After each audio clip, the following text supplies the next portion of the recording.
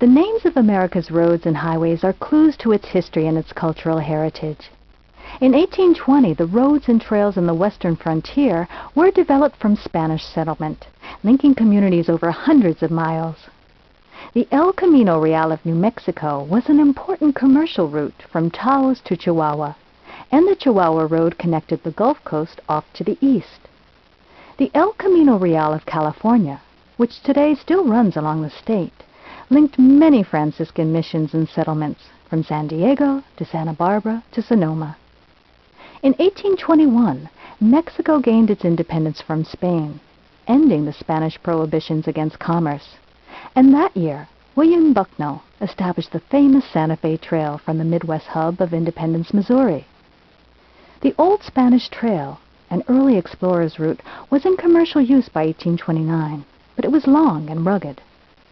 Westward expansion increased, and the decade between 1830 and 1840 saw the blazing of the Oregon Trail that opened the Pacific Northwest to early immigrants. The first large group traveled the Oregon Trail in 1843, and by the time the railroads arrived, some 350,000 people had crossed the trail. In 1841, the California Trail was forged as a more direct route, but it was difficult and risky. In 1846, the Donner Party became snowbound in the Sierras, and over half died. The Donner Pass was named in their memory. The same year, the Mormons established the Mormon Trail, making a path to a new haven they would build for their religious beliefs, Salt Lake City, in the Great Salt Basin of Utah. During this era, American settlements continued to build throughout the Western territories.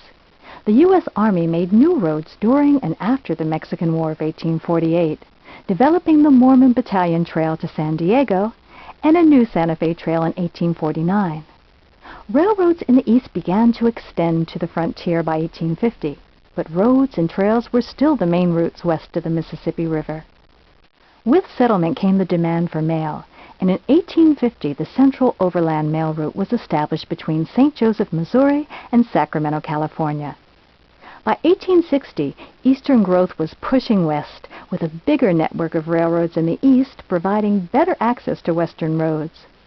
New trails improved connections to the Pacific coast as westward development increased.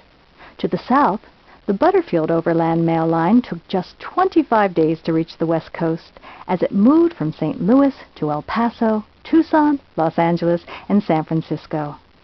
Mail service continued to expand to meet growing commerce.